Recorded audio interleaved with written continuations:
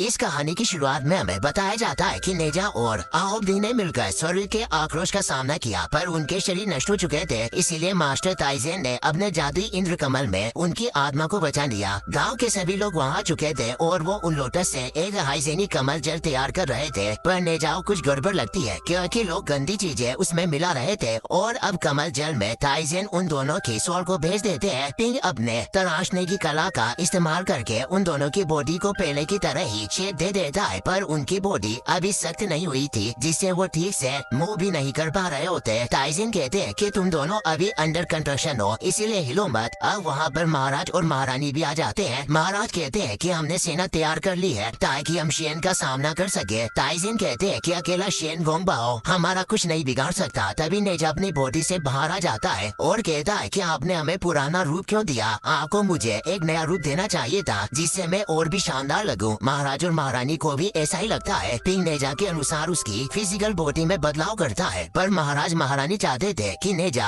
Handsome, मजबूत और महान हो, जो सबका राजा हो। पर पिंग अपने हथियार छोड़ देता है क्योंकि वो ऐसी बॉडी नहीं बना सकता और वो नेजा को खुद अपनी बॉडी डिजाइन करने को कहता है। नेजा अब अपनी बॉडी बनाने लग जाता है, पर वो बिल्कुल कार्टून की तरह लग रहा था। इसीलिए महारानी और नेजा कहते हैं कि पहला मॉडल ही सही था और अब वो पिछला रूप ही फाइनल करके ताइजेन नेजा का अग्नि की ताकतों से अभिषेक करते हैं और आओबिंग का जल तत्वों से अभिषेक करके रिफाइन करने लगते हैं। तभी एक सैनिक आकर बताता है कि समुद्र पर कोई शत्रु दिखाई दिया, शायद हो सकता है कि वो शेन गोंगबाओ हो और वो अकेला आया है। महाराज और महारानी उन्हें रोकने जाते हैं क्योंकि शेन पूरे गांव को तबाह करना चाहता था ताकि उसकी सच्चाई किसी को पता न चले कि उसने आत्मिक मोती चुराया था। आओबिंग भी उन्हें रोकने के लिए जाना चाहता था, पर ताइजेन उसे रोक देते हैं और कहते हैं कि तुम्हारा शरीर अभी पूर्ण नहीं हुआ। महाराज की पूरी सेना समुद्र के किनारे पर शेन गोंगबाओ को रोकने के लिए तैयार थी। महाराज शेन से पूछते हैं कि तुम आखिर यहाँ क्यों आए हो। शेन कहता है कि तुम्हें मेरी सच्चाई पता चली है कि मैं लुंग्स ड्रैगन के साथ षड्यंत्र रच रहा हूँ, इसीलिए मैंने सोचा कि मैं खुद ही तुम सभी को खत्म कर दूं। महाराज कहते हैं कि चेनतांग पास पर मेरी पूरी सेना मौजूद है और मास्टर ताइजेन भी हमारे साथ है, तुम अकेले हमारा कुछ नहीं बिगाड़ पाओगे। शेन कहता है कि तुम्हें किसने कहा कि मैं अकेला आया हूँ, और वो अपने पास मौजूद एक व्हाइट ड्रैगन नेल को बाहर निकालता है क्योंकि उसने ड्रैगन एम्पर के साथ मिलकर एक प्लान बनाया था कि अगर वो पूरे चेनदान पास को नष्ट कर दे तो महागुरु को उनकी सच्चाई पता नहीं चलेगी और उन्हें नर्क में नहीं भेजा जाएगा। ड्रैगन एम्पर की बहन ने अपने आकाश फाड़ने वाले नाखून को शेन को सौंप दिया क्योंकि स्वर्ग की वजह से सभी डीमन उस जगह पर कैद थे और वो आजाद नहीं हो सकते, पर वो नाखून से खोले गए पोर्टल से बाहर आ जाते हैं। अब शेन अपनी सोट के साथ उस आकाश फाड़ने वाले नाखून को मिला लेता है और वहाँ पर वर्ल्ड पोर्टल ओपन कर देता है, जिससे भेड़ियों में स्वर्ग के द्वारा कैद किए गए दानव लावे के साथ बाहर आने लगे। सभी सैनिक हैरान थे कि आखिर पाताल के दानव यहाँ कैसे आ सकते हैं, ये तो हजारों वर्षों से पाताल में कैद थे। वहीं वो वाटर डीमन दोनों पहरेदारों के साथ बाहर आ गया था और वो वहाँ से भाग जाता है। दोनों पहरेदार आपस में ही फाइट करने लगते हैं क्योंकि वो खुद को घायल करना चाहते थे ताकि महाराज को लगे कि उस डीमन ने उनके साथ ऐसा किया। ताइजेन उन दोनों को देख रहे थे और उन्हें पहरा देने की बोलते हैं। दोनों अपने हथियार से वहाँ एक प्रोटेक्टिव शील्ड क्रिएट कर देते हैं। पाताल के राक्षस चेनदान पास की सेना पर टूट पड़े थे और वो तेजी से सभी सैनिकों को मार रहे थे। महाराज और महारानी भी उन राक्षसों से फाइट करने लग जाते हैं। महारानी अपने सैनिकों को बचा रही थी और डीमंस को मार रही होती है। तभी शेन की नजर एनर्जी शील्ड पर जाती है, इसीलिए शेन उस तरफ जाने लगता है। महाराज और महारानी जब ये देखते हैं तो उसे रोकने जाते हैं। शेन आओबिंग को जिंदा देखकर खुश होता है। आओबिंग बताता है कि ताइजेन मुझे नया शरीर दे रहे हैं, इसीलिए आप ये युद्ध बंद कर दीजिए। पर शेन नेजा को मारना चाहता था, इसीलिए वो उस डाल को तोड़ने लग जाता है, पर वो उसे नहीं तोड़ पाता। इसीलिए ताइजेन उसे चिढ़ाने लगता है कि तुम इसे तोड़ नहीं सकते। तो शेन अपनी स्वॉर्ड का इस्तेमाल करके एक और पोर्टल ओपन कर देता है, जिससे ड्रैगन एम्परर के तीनों भाई बहन उस पोर्टल से बाहर आ जाते हैं, जो एक साथ मिलकर उस डाल को तोड़ देते हैं और इससे एक तेज धमाका होता है। महाराज और महारानी भी दूर गिर जाते हैं, पर आओबिंग ने नेजा और ताइजेन को बचाने के लिए एक प्रोटेक्टिव शील्ड एक्टिवेट कर दी थी, जिससे वो बच जाते हैं। पर इससे आओबिंग का शरीर कमजोर पड़ रहा था, जिससे उसमें क्रेग उत्पन्न होने लगे। ड्रैगन एम्परर को भी पता चल जाता है कि उसके बेटे की जान खतरे में है, इसीलिए वो अपनी स्पीड के साथ बाहर आ जाता है और अपने बेटे को संभालता है। आओबिंग कहता है कि मैं अपने लोगों को बचाने में नाकाम रहा। ड्रैगन किंग कहते हैं कि मैं सिर्फ यही चाहता हूँ कि तुम सुरक्षित रहो, मेरे लिए यही काफी है। आओबिंग रोने लगता है। नेजा अब उसी लोटस से बाहर आ जाता है। वो हैरान होता है कि आखिर आओबिंग की बॉडी कैसे बेकार हो रही है। ताइजेन बताते हैं कि आओबिंग ने अपनी बॉडी से जहाँ जोर लगा लिया, जिससे इसका शरीर बिखर रहा है। शेन कहता है कि तुम्हें देवी लोटस से आओबिंग के लिए एक और बॉडी तैयार करनी होगी, पर उस कमल की ऊर्जा खत्म हो चुकी थी। नेजा बोलता है कि बिना कमल के तो आओ बिंग की आत्मा नष्ट हो जाएगी, गुरुदेव आपको कुछ करना होगा। ताइजिन कहते हैं कि बिना पवित्र कमल के मैं आओ बिंग को नहीं बचा सकता। आओ बिंग की बॉडी लगातार पत्थर में तब्दील होकर नष्ट हो रही थी, पर वो अपने पिताजी को बोलता है कि इस चेनदान पास की इसमें कोई गलती नहीं, इसीलिए आप इन पर दया कीजिए, हमें ये सब बंद करना होगा, यही मेरी आखिरी इच्छा है। और अब उसकी सोल बाहर आ जाती है। नेजा अपने एकलौते दोस्त को नहीं खोना चाहता, इसीलिए वो जोर देकर गुरुदेव से पूछता है कि कोई रास्ता तो जरूर होगा जिससे आओ बिंग को बचाया जा सके। वो कहते हैं कि आओ बिंग को तुम्हारी बॉडी में रहना होगा। ड्रैगन किंग कहते हैं कि आखिर दो आत्माएं एक बॉडी में कैसे रह सकती है, इससे इन दोनों की जिंदगियों को खतरा होगा। ताइजन बताते हैं कि आदमी मोती और दानव गोला एक ही शरीर से निकले हैं, इसीलिए इसमें कोई समस्या नहीं होनी चाहिए। नेजा जल्दी से आओ बिंग को अपनी बॉडी के अंदर बुला लेता है। नेजा को अजीब फील हो रहा था और उसे अंदर से आओ बिंग की आवाज सुनाई दे रही थी, जिससे वो खुश हुआ कि अब आगे काफी मजा आएगा। ड्रैगन किंग कहते हैं कि इस समाधान से तो हम सिर्फ 7 दिनों तक ही आओ बिंग को बचा पाएंगे, और उसके बाद क्या होगा। ताइजन बताते हैं कि यूशु महल की तिजोरी में एक एलिसियर मौजूद है, जिसे संजीवनी बूटी के नाम से भी जाना जाता है, जो जादुई चीजों की शक्ति लौटा सकती है। हम जैसे ही उसे हासिल करेंगे तो पवित्र कमल फिर से खिल उठेगा। शेन कहता है कि मुझे नहीं लगता कि माँ गुरु लुम्सी के बेटे को बचाने के लिए तुम्हें वो संजीवनी बूटी देंगे। तो ड्रैगन किंग गुस्से में कहता है कि अगर वो मेरे बेटे को नहीं बचाएंगे तो मैं स्वर्ग पर भी हमला करूंगा। शेन बताता है कि मेरे पास एक योजना है। योशु महल चांग समुदाय के बीच स्थित है, और चांग के जो शिष्य सबसे ज्यादा माहिर होते हैं उन्हें आगे बढ़ने के लिए ट्रायल लेने का मौका मिलता है, और जो इन 3 ट्रायल को पास कर लेते हैं उन्हें न केवल अमरता मिलती है बल्कि यूशु की तिजोरी से कोई भी एक जादुई चीज लेने का अधिकार भी मिल जाता है। यानी वो चाहता था कि नेजा उस ट्रायल में हिस्सा ले और उस संजीवनी बूटी को हासिल कर ले।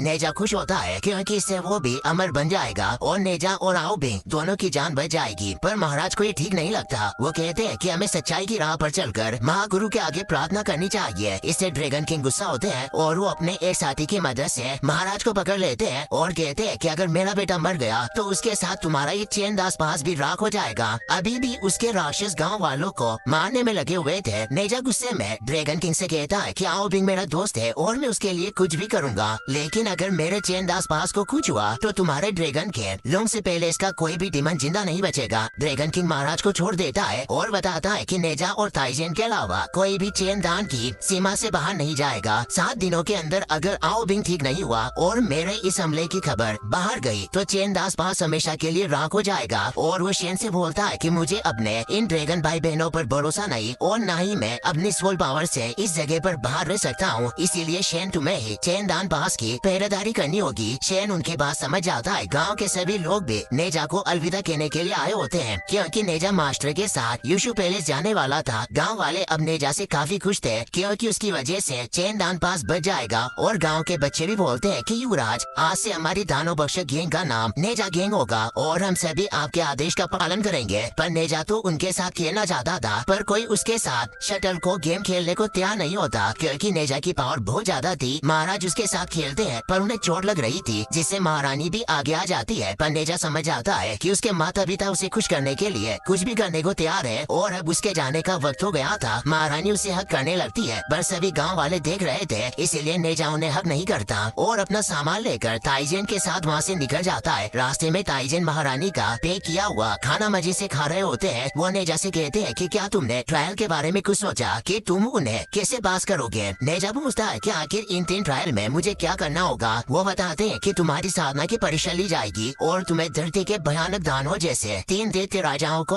हराना होगा। नेजा बोलता है कि लड़ना तो है, इसमें तो मैं माहिर हूँ, लेकिन अगर नेजा ने ट्रायल के दौरान अपनी डिमन पावर का इस्तेमाल किया तो उसकी सच्चाई सामने आ जाएगी क्योंकि यूशु महल में दानवों के आने पर मनाही थी। इसीलिए अब नेजा डिसाइड करता है कि वो अपनी बॉडी पर आओ बिंग को कंट्रोल करने देगा ताकि उसकी असुरी शक्तियों का किसी को पता न चले। अब वो एक पहाड़ पर आ गए थे ताकि आओ बिंग नेजा की बॉडी में प्रैक्टिस कर सके, पर 2 आत्माएं एक बॉडी में होने से आओ बिंग नेजा की बॉडी को कंट्रोल नहीं कर पा रहा होता। ताइजेन को एक आइडिया आता है और वो अपने पास से नींद की गोलियां निकालते हैं क्योंकि नेजा के सोते ही आओ बिंग पूरी तरीके से नेजा की बॉडी को कंट्रोल कर पाएगा। नेजा को आइडिया पसंद आता है पर वो एक साथ सारी गोलियां खा गया जिससे वो तुरंत बेहोश हो गया। अब आओ बिंग नेजा की बॉडी को कंट्रोल कर लेता है जिससे उसका फेस भी बदल चुका था। इससे ताइजेन खुश होते हैं और अब आओ बिंग अपनी दिव्य शक्तियों का इस्तेमाल करके ताइजेन से फाइट करने लग जाता है, पर आओ बिंग काफी पावरफुल होने से उन्हें काफी पीटता है। अब वो आगे बढ़ने लगे। वो कुनलुन पर्वत से होते हुए आगे बढ़ते हैं। वहाँ काफी सारे लोग उस पर्वत की तरफ बढ़ रहे थे। टाइजन बताते हैं कि ये कोई स्वर्ग का रास्ता नहीं, पर ये सभी लोग अमर होने के लिए चांद सेक्टर में शामिल होना चाहते हैं। और वो आओ बिंग को चांद सेक्टर के जेड सिली दिखाते हैं, जो चांद सेक्टर के अमर आत्मा की निशानी थी। और नेजा के जो दो भाई हैं वो पहले ही ट्रायल में सफल हो चुके थे और उन दोनों की गिनती संप्रदाय के अव्वल शिष्यों में होती है। और अब वो कुछ ही देर में यीशु महल में पहुंच जाते हैं, जो काफी खूबसूरत होता है। और अब यीशु महल में कई सारे बर्ड मिलकर एक रास्ता बनाने लगे, क्योंकि मशहूर दानव शिकारी वापस लौट रहे थे, जो धरती पर मानवता को दुखी करने वाले डिमन को कैद किया करते थे ताकि शांति बनी रहे। और इन सभी डिमन हंटर का लीडर इमोर्टल वुलियांग का शिष्य था। अब वो दोनों महल के अंदर आ जाते हैं, जहाँ पर इमोर्टल वुलियांग मास्टर ताइजियन को देखकर खुश होते हैं और उनका स्वागत करते हैं। अभी वुलियांग ही इस महल की सारी भागदौड़ संभाल रहे थे, क्योंकि महागुरु एकांत में चले गए थे। ताइजियन उन्हें बताता है कि मैं अमरता की परीक्षा के लिए अपने शिष्य को लेकर आया हूँ। वुलियांग भी नहीं जानते थे कि नेजा आत्मिक मोती से नहीं बल्कि असुरी मोती से जन्मा है, क्योंकि आओ बिंग ने अभी नेजा की बॉडी को कंट्रोल किया हुआ था। पर अचानक नेजा की वापस आँख खुल जाती है और उसे सुसु आ रहा था, इसीलिए वो पास के तालाब में सुसु करने लगता है। पर ताइजियन उसे रोक देते हैं कि ये कोई सुसु करने की जगह नहीं है। वुलियांग के डिसिबल ग्राना नेजा को शौचालय लेकर जाने लगती है। नेजा ग्राना से सवाल पूछ रहा हो और उसे बहुत जोर की लगी थी, इसीलिए वो जल्दी से आगे जाने लगा, जिससे ग्राना की ड्रेस फट जाती है। ग्राना कपड़े बदलने के लिए चली जाती है। नेजा को शौचालय का रास्ता पता नहीं होता, इसीलिए वो पवित्र जल के रूम में आकर वहीं सुसु कर देता है और उस जल को वुलियांग बड़े चाव से पीते हैं। ताइजियन भी उसका सेवन करने लगते हैं, पर नेजा बताता है कि मैंने इसमें सुसु किया, जिससे वो कुल्ला कर देते हैं और वुलिंग से बोलते हैं कि हमें देरी नहीं करनी चाहिए और जल्दी से नेजा के ट्रायल को शुरू कर देना चाहिए, क्योंकि समय बहुत मूल्यवान है। तो वो अपने शिष्य धीरू को नेजा के ट्रायल करवाने का काम सौंपते हैं और अब वो तीनों ही वहाँ से निकल जाते हैं। वहीं अब हमें चेनदान पास का सीन दिखाया जाता है, जहाँ अब युद्ध खत्म हो चुका था। सभी डीमन शांत हो गए थे और शेन डीमन की मदद से प्रैक्टिस कर रहा होता है। तभी महाराज वहाँ जाते हैं। वो शेन से कहते हैं कि युद्ध की वजह से हमारे काफी लोग घायल हुए और इनके इलाज के लिए जड़ी बूटियाँ कम पड़ रही है, इसीलिए आप डॉक्टर्स के लिए दरवाजा खोल दे। शेन इनकार करता हुआ बताता है कि जो कोई आत्मिक मोती की सच्चाई जानता है वो इस जगह से बाहर नहीं जा सकता।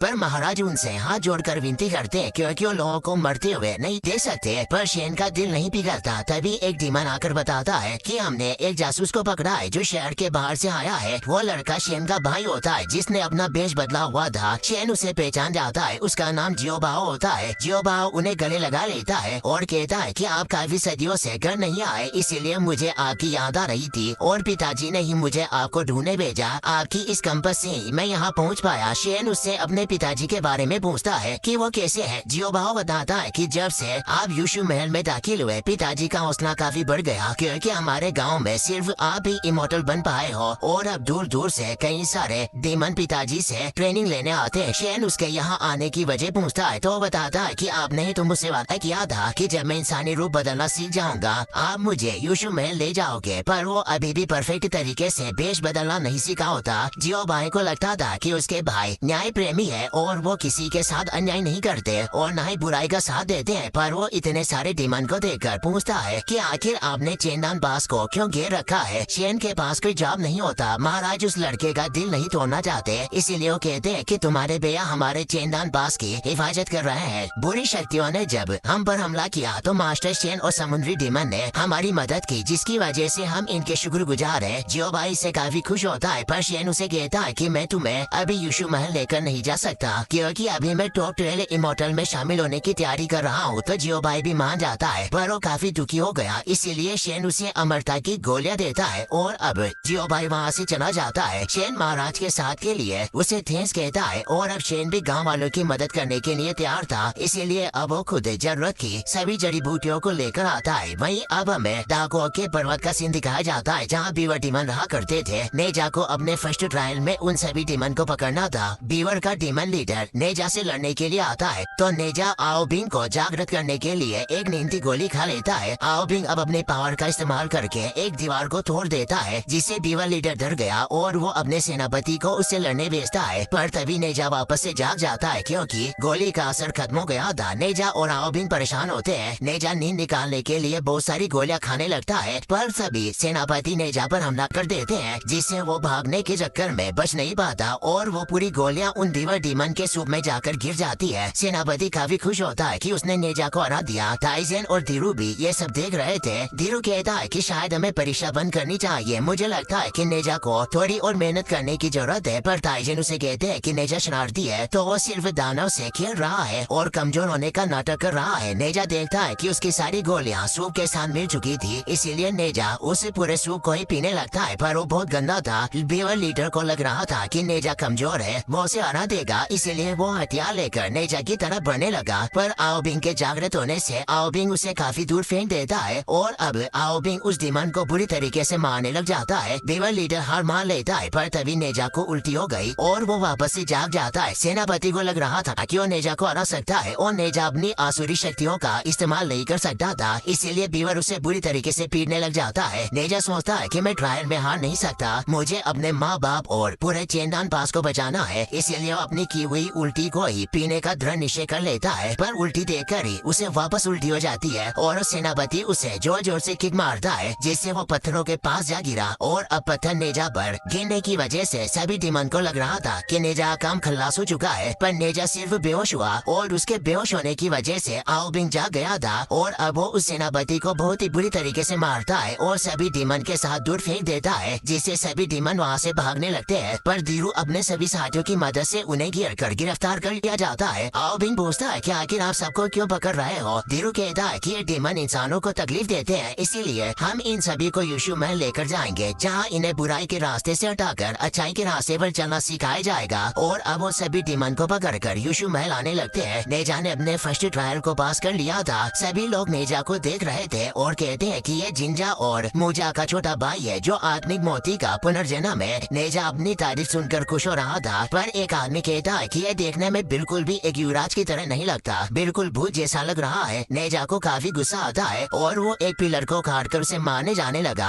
पर ताइजेन उसे रोक लेते हैं। शाम को विलियम, नेजा और बाकी सभी शिष्यों को अपने पास बुलाते हैं क्योंकि आज 6 सितारे एक कतार में आने वाले थे, जिससे जेट पोर्ट में सभी अपने भाइयों से मिल सकते थे, यानी सभी गोल्डन इमोर्टल्स वहाँ आने वाले थे। कुछ ही देर में चांद संप्रदाय की सभी अमर आत्माएं वहाँ जाती है क्योंकि धर्म युद्ध कभी भी छिड़ सकता है, इसीलिए सभी इसी मुद्दे पर चर्चा कर रहे थे। चांद के एक इमोर्टल बोलते हैं कि हाल ही में जीएस सेक्टर ने भी बहुत तरक्की की है, इसलिए हम सभी को उनसे होशियार रहना होगा और अपने सेक्टर को मजबूत बनाने की पूरी कोशिश करनी चाहिए। विलियम बोलते हैं कि आप सभी ने बिल्कुल ठीक कहा, मैं कब से इसी की तैयारी कर रहा था। और उन्हें अपनी तैयारी की हुई 9000 इमोर्टल से फिर से दिखाते हैं। एक इमोर्टल कहते हैं कि इन गोलियों से हमारी पावर काफी बढ़ जाएगी, पर आपके पास इतनी सारी फिर कहाँ से आई? गुराना कहती है कि गुरुजी ने अपने साधना को दाव पर लगाकर तायान कुंड के साथ कड़ी मेहनत से ये गोलियां बनाई है। सभी इमोर्टल इसके लिए वुलियांग का शुक्रिया अदा करते हैं। वुलियांग अब इस सभा को संपन्न करते हैं, पर एक इमोर्टल बताता है कि जिंजा और मूजा मेरे और पूजियान के डिसिपल है और वो सालों से दूर रहकर साधना कर रहे हैं, इसलिए वो अपने छोटे भाई नेजा से कभी नहीं मिले और अभी इस सितारों के संगम को खत्म होने में थोड़ा वक्त है, इसलिए हमें इन भाइयों की मुलाकात करवा देनी चाहिए। पर नेजा डर जाता है और वो नीचे आ गया क्योंकि उसे लग रहा था कि वो उसकी शक्ल देखकर उससे प्यार नहीं करेंगे, इसीलिए वो नींद की गोलियां ले लेता है ताकि उसकी जगह आओबिंग उनसे मिल सके। आओबिंग अब ऊपर आ जाता है जहाँ अब नेजा की वजह से आओबिंग उन दोनों भाइयों से बात करता है। जब सितारों का संगम खत्म हुआ तो वहाँ से चले गए थे, पर आओबिंग के आंखों में आंसू थे। नेजा इससे हैरान था। आओबिंग बताता है कि तुम्हारे भाई बहुत अच्छे हैं और वो तुम्हारी काफी फिक्र करते हैं, जिससे मुझे मेरे भाइयों की याद आ गई, पर वो अब नहीं रहे। नेजा भी इससे इमोशनल हो जाता है और आओबिंग से कहता है कि मुझे बचपन से काफी गुस्सा आता है और हम दोनों ही दानव पैदा हुए, जिससे हमारे पेरेंट्स को हमारी फिक्र होती है, पर ये हमारी गलती नहीं। हम सब कुछ ठीक करने के बाद अमर आत्माओं में अपनी जगह बनाएंगे, जिससे उन्हें सम्मान मिलेगा। अगले दिन नेजा अपने सेकंड ट्रायल के लिए आ जाता है, जहाँ उसे एक डीमन मास्टर से फाइट करनी थी जो डीमंस को ट्रेनिंग दिया करता था। नेजा 3 नींद की गोलियां लेकर आओबिंग को जागृत कर लेता है, जिससे आओबिंग उस डीमन मास्टर से फाइट करने लग जाता है। उन दोनों के बीच काफी एपिक फाइट स्टार्ट हो जाती है, पर जब वो पानी में जाते हैं तो डीमन मास्टर अपने वाटर पावर का इस्तेमाल करता है, जिससे उसकी स्पीड काफी फास्ट हो गई थी और वो आओबिंग को पीटने लगता है। और जब वो पानी के अंदर जाते हैं तो आओबिंग समझ जाता है कि डीमन मास्टर की पावर ज्यादा नहीं है, बस वो लाइट की मदद से दूसरी जगह पर पहुंच जाता है और ये टेक्निक उसके पानी के अंदर ही काम करती है। इसलिए अब आओबिंग भी अपनी वाटर टेक्निक का इस्तेमाल करके पूरी नदी को ही बर्फ में तब्दील कर देता है। पर डीमन मास्टर इतना कमजोर नहीं था, वो एक टेलिस्मान को बनाकर आसमान में छोड़ता है, जिससे काले बादल छाने लगते हैं और फिर से बारिश स्टार्ट हो जाती है। अब हम जियोबाओ को देखते हैं जो डीमन मास्टर का ही बेटा होता है, यानी डीमन मास्टर ही शेन के पिता थे, इसीलिए जियोबाओ ने बचाने के लिए भागने लगता है। बारिश होने की वजह से डीमन मास्टर आओबिंग को पीटने लगा था और वो उसे स्वॉर्ड से मारने वाला था, पर तभी नेजा उसके टेलिस्मान वाले हाथ हाथ को बर्फ में जमा देता है, पर डीमन मास्टर अपने हाथ को ही काट देता है और उस तिलिस्मान के खत्म होने से बारिश बंद हो जाती है। धीरू अपने सभी साथियों से उन्हें घेर लेता है, पर सभी डीमन उनके साथ नहीं जाना चाहते थे। पर डीमन मास्टर बताते हैं कि इनके साथ जाने में ही तुम्हारी भलाई है, ये तुम्हें सही रास्ते पर लेकर जाएंगे और इमोर्टल बनने में मदद करेंगे। जिससे वो अपने हथियार नीचे डाल देते हैं और यूशु महल के सभी डिसिबल उन्हें बांध लेते हैं। साथ ही वो डीमन मास्टर को भी पकड़ लिया जाता है। जियो बाओ जब भी देखता है तो अपने पिता को बचाने के लिए भागता है। डीमन मास्टर जानता था कि यूशु महल के लोग उसे भी पकड़ लेंगे, क्योंकि वो उनके डिसिबल पर अटैक करने लग गया था। जियो बाओ नेजा के पास अपने पिता का हाथ देखता है, जिससे उसे लग रहा था कि वो सभी इन्हें मारना चाहते हैं, इसीलिए वो नेजा पर अटैक करने लगता है। ये देखकर धीरू अपने एरो से जियो बाओ पर हमला करता है, पर उसे बचाने के लिए डीमन मास्टर सामने आ जाते हैं, पर उस तीर से दोनों इज्जत हो जाते हैं। धीरू वापस उन पर हमला करने वाला था, इसीलिए अपनी इलेक्ट्रिक पावर का इस्तेमाल करके दूर भागने लगते हैं, पर धीरू उनके पीछे कई सारे एरो को छोड़ देता है, जिससे वो भाग नहीं पा रहे थे और दूर गिर जाते हैं। डीमन मास्टर अपने बेटे की जान बचाने के लिए उसे यहाँ से भगा देते हैं और डीमन मास्टर मारा जाता है। धीरू जियो भाई पर भी तीर चलाने लगता है, पर आओ भी उसके सामने आकर उसे रोक लेता है और बताता है कि वो बस अपने पिता को बचाना चाहता था। वहीं महाराज और महारानी ने शेन को डिनर पर बुलाया होता है और उस साथ बैठकर खाना खा रहे थे।